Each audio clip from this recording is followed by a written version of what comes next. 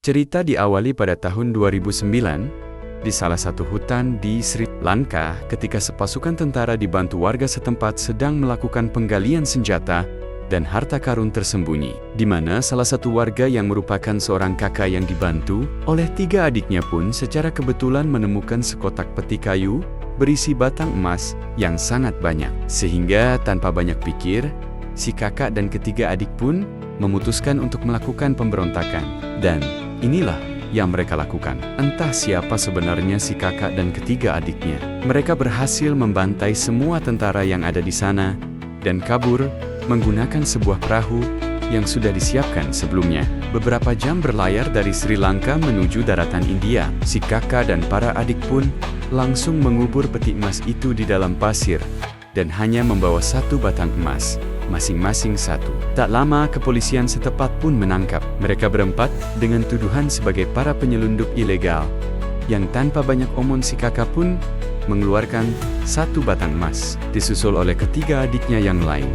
Dan gol. Sebagai aparat konvensional pada umumnya, si kepala polisi pun langsung menerima hadiah itu sebagai bayaran atas izin tinggal dan surat-surat identitas resmi termasuk KTP yang ketika kepala polisi bertanya, "Siapa namamu?" Si kakak pun menjawab, "Rantunggong." "Hei, ya, inilah Rana Tungga, seorang pria kejam misterius yang masih belum diketahui latar belakangnya." 1 bulan berada di desa ini, Rana Tungga dan ketiga adik pun pura-pura bekerja sebagai nelayan untuk meminimalisir kecurigaan, di mana seorang juragan penguasa desa ini pun juga gujik menampar salah satu adik karena menolak membayar upeti alias jatah bulanan preman. Dan tebak apa yang Rana Tungga lakukan? Si juragan telah melakukan kesalahan besar ketika ia macam-macam dengan orang yang salah. Rana Tungga dan ketiga adik pun mendatangi kediaman si juragan saat ia sedang berada di rumahnya dan membantai seluruh anggota keluarganya tanpa tersisa 1. Sampai keesokan paginya, Rana Tungga dan ketiga adik pun tetap berada di lokasi, menunggu sampai kepala polisi dan pasukannya datang. Dikira akan menyerahkan diri kepada pihak kepolisian, Rana Tungga justru malah memenggal kelapa si kepala polisi dan menumbuhkan rasa takut kepada seluruh warga di desa tersebut. Perlahan tapi pasti, Rana Tungga mulai menebar rasa takut di kurang lebih 40 desa yang ada di wilayah India bagian selatan ini. Ia memakai cara kejam dan torang-torangan dengan membunuh setiap ketua preman yang dianggap sebagai pemegang wilayah. Setelah semua bisnis ia kuasai, Rana Tungga mulai merekrut para remaja usia 16-18 tahunan untuk dijadikan pasukan setianya, memboyong seluruh anggota keluarga dan kerabatnya dari Sri Lanka untuk tinggal di wilayah selatan ini. Sehingga dalam kurun waktu 15 tahun, Rana Tungga berhasil menciptakan kerajaannya sendiri, yang bahkan pemerintah dan polisi sekalipun tak ada yang berani menyentuhnya. Saat ini tahun 2025, tepat saat Rana Tungga sudah menjadi penguasa. Kita akan berkenalan dengan seorang menteri wilayah yang diundang oleh seorang pengusaha barat untuk sebuah tawaran kerjasama. Kerjasama seperti apa? Ya, si pengusaha pun menjelaskan tentang salah satu bahan bakar nuklir bernama thorium yang dianggap sebagai zat radioaktif yang bernilai sangat tinggi.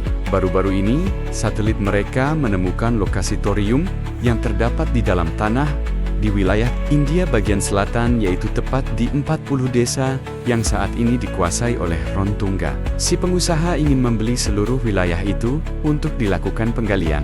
Namun mengingat ada masyarakat India yang masih tinggal di sana, maka si menteri diminta untuk membujuk warga dari ke-40 desa tersebut agar mau menjual tanahnya. Rong tak bisa melakukannya sendiri. Si menteri pun mempertemukan si pengusaha barat dengan Rana Tungga yang dianggap sebagai preman penguasa ke-40 desa. Setelah dijelaskan tentang keuntungan besar yang akan didapatkan, Rana Tungga akhirnya setuju untuk membantu mereka dalam mencapai tujuannya. Oke, hinapat diloke. Dengan kekuasaan dan kekejaman yang dimilikinya, Rana Tungga pun semakin mengedan dan menggila dalam memperlakukan warga yang lemah. Mereka dipaksa menjual tanahnya dengan harga murah dan membunuh siapapun yang menolak keinginannya. Dari ke-40 desa yang sudah menjual tanahnya, ada 1 desa yang berani melakukan penolakan dengan melakukan demo kesel-kasilan di depan kantor kecamatan. Meski tidak mendapat hasil yang memuaskan, mereka tetap pulang dengan rasa penuh keyakinan. Bahkan salah satu anak perempuan yang ada di antara mereka pun menunjukkan kesungguhannya dengan akan menulis surat untuk dikirim kepada Ibu Presiden India dengan harapan akan mau menolong mereka dari kesusahan. Tak diduga penolakan yang mereka suarakan rupanya sudah sampai di telinga Rana Tungga, yang saat itu juga langsung meluncur ditemani oleh sang istri yang sama siuma berwatak sadis. Rana Tungga membantai mereka semua hingga tak ada lagi orang yang berani menentangnya. Beralih ke Ibu Presiden India yang baru tiba di gedung mewahnya, ia mendapat kiriman berupa surat yang ditulis oleh anak perempuan desa yang tadi dibantai.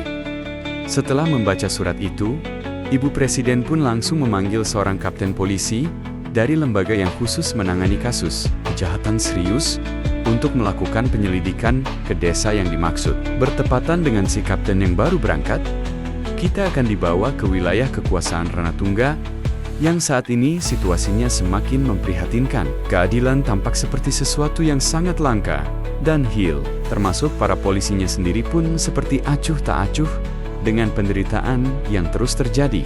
Dari sekian banyak aparat laki-laki yang memilih diam dan bungkam, ada satu polisi wanita yang dengan berani menanyakan tentang siapa pelaku yang telah menyebabkan beberapa warga tewas tanpa kelapa. Meski semua orang tahu siapa pelakunya, warga memilih diam karena terlalu takut untuk bersuara sampai akhirnya. Saat dalam perjalanan menuju kediaman Rana Tungga, si Polwan yang bernama kita panggil saja Huli, ini pun menelepon atasannya untuk memberi laporan sekaligus minta izin untuk melakukan penangkapan yang alangkah terkejutnya si atasan saat mendengar jika orang yang akan ditangkap oleh bawahnya tersebut adalah sosok Ron Tungga sang preman penguasa 40 desa. Dari sekian banyak pasukannya yang akan ikut penangkapan, semua polisi laki-laki memilih pulang karena ketakutan. Tersisa 7 polisi wanita termasuk dirinya. Yuli pun mendatangi kediaman Rana Tungga, langsung memukuli para penjaga. Hei, tepat saat Yuli sedang berantem dengan ibunya, Ron Tungga, muncullah istrinya Ron Tungga yang dengan sopan dan santun mengizinkan mereka semua untuk masuk. Awalnya si istri bersikap sabar menghadapi Yuli yang ingin bertemu dengan suaminya. Tetapi ketika Yuli mengacungkan pistol tepat di depan babangusnya, si istri pun langsung berubah dan menelanjangi mereka semua untuk digadabah anak buahnya. The Hamari Langkahai. Sejenak kita tinggalkan dulu urusan Ron Tungga dan kerokok-krokonya dan beralih kepada seorang pria asing bernama kita panggil saja dulu si pria asing, karena belum diketahui siapa namanya. Saat ini, kereta yang ditumpanginya mengalami anjlok gara-gara seorang TikToker yang jog-jog di tengah jalur rel. Sehingga daripada menunggu 4-5 jam sampai bantuan datang, si pria yang kebetulan belum sarapan pun memutuskan untuk berjalan kaki ke desa terdekat. Berharap ada warung makan yang sudah buka. Dan alhamdulillah, si pria menemukan sebuah warung kecil yang menyediakan berbagai sarapan dengan cita rasa gurih yang berasal dari tetesan ketiak. Di mana saat si pria sedang menikmati sarapannya, muncullah beberapa preman yang datang dengan mobil jeep dan tak sengaja menyenggol piring makan si pria hingga jatuh ke lantai. Dengan kalem dan penuh sopan santun, si pria pun mendatangi preman itu untuk menagih kata maaf. Tidak neko-neko, si pria hanya ingin mereka mengakui kesalahan dan mengucapkan kata maaf. Namun tebak apa yang terjadi selanjutnya? Hey sorry, ketor cahawan jalan. Ya entah siapa pria asing ini sebenarnya. Ia mengaku datang dari utara sebagai seseorang yang punya tangan seberat 2,5 kg dengan kekuatan pukulan setara 1 buldu yang hal itu langsung dibuktikan dengan perkelahian yang sangat luar biasa, slow motion ini. Saat si Endun alias orang yang menyenggol makanan tadi akan kabur, si pria langsung menahan mobilnya dengan hanya 1 tangan saja. Dan karena Endun masih tidak mau minta maaf, si pria pun menanyakan kepada siapa kamu bekerja Endun, dan Ram Subaredi. Dan inilah Ram Subaredi, atasan dari si Endun yang disebut tadi. Di mana Ram adalah sosok preman yang menguasai beberapa desa di wilayah ini. Dikenal sebagai sosok galak dan sombong yang sering berbuat seenak jidat. Ram tiba-tiba kena mental saat si pria asing datang menampar. My Gandaga, me, King K.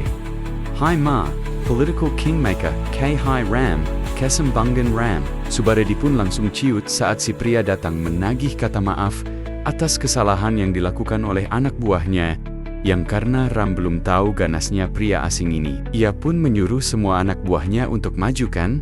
Melihat semua anak buahnya tumbang, Ram pun mengancam si pria dengan akan melaporkan kejadian ini kepada saudaranya yang bernama Somulu.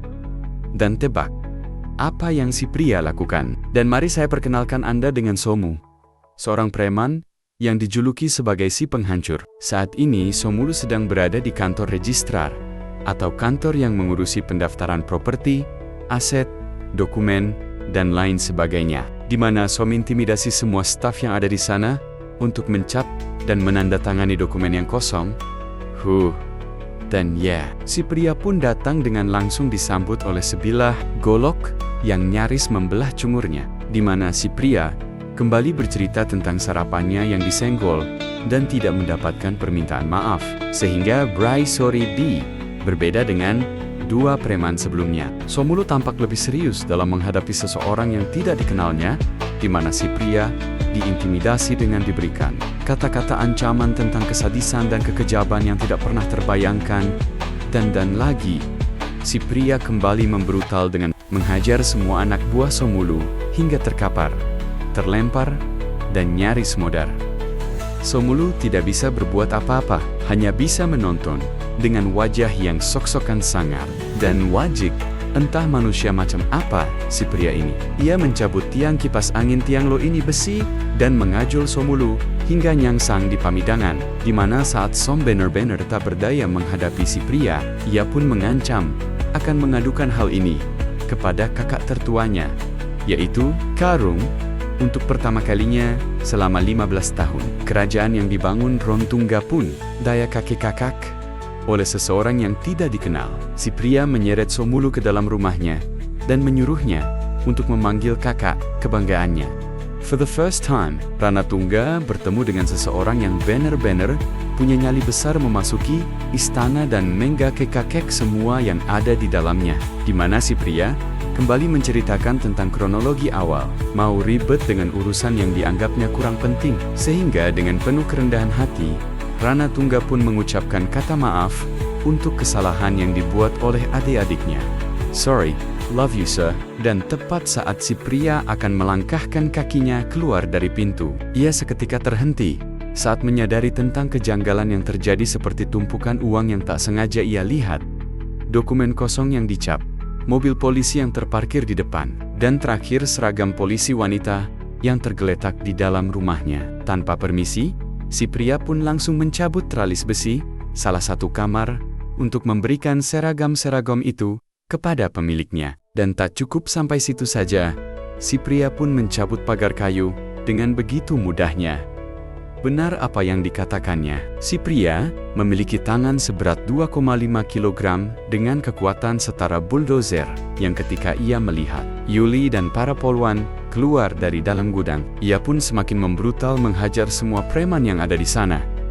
Melihat anak buahnya dihajar habis-habisan, Ranatungga pun dengan cepat mengambil senjata api untuk menghentikannya. Dan disinilah mereka berdua sekarang saling menodongkan senjata api untuk menunjukkan keganasan masing-masing, di mana ketegangan perlahan mulai meleleh saat istri Ranatungga membujuk suaminya untuk berhenti, karena ada tugas yang jauh lebih besar dan jauh lebih penting daripada mengurusi masalah kecil seperti ini. Setelah si pria pergi bersama dengan para pahlawan, mereka sebenarnya belum bisa bernapas lega, karena saat ini Rontungga mengerahkan seluruh pasukannya untuk memburu mereka, yang pada akhirnya terjadilah perburuan brutal yang melibatkan puluhan preman bersenjata untuk memburu hanya satu orang saja. Lolos dari puluhan preman, si pria pun pergi ke salah satu desa untuk meminta pertolongan akan salah satu polisi wanita yang terluka akibat kejadian tadi. Namun, dari sekian banyak rumah yang ia datangi,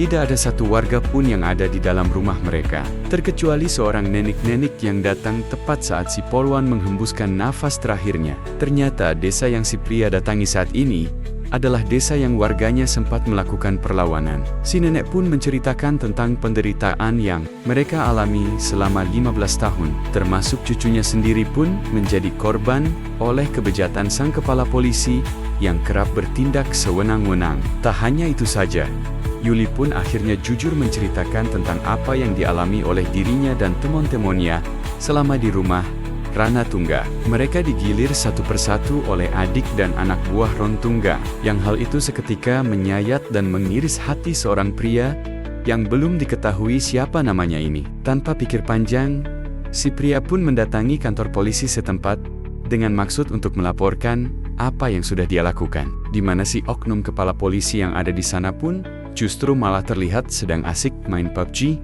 tanpa mempedulikan warganya yang sedang butuh bantuan. Bahkan satu anak buahnya pun sempat menyuruh si pria untuk mengisi dan menulis laporannya sendiri. Sehinggalah anjing naon gawe atau polisi teh India dengan santai, si pria pun kembali menceritakan tentang kronologi kejadian sarapannya yang disenggol, yang tepat saat si pria menyebut nama Somulu. Seketika itu pula, kepala polisi dan yang lain langsung berdiri dari tempat duduknya. Terlebih lagi ketika si pria menyebut nama Ranatungga, si polisi yang menulis laporan pun tangannya sampai gemetaran, saking takutnya mereka terhadap nama yang disebutkan. Sesuai dengan laporannya, si pria pun memanggil Yuli dan para polwan untuk masuk.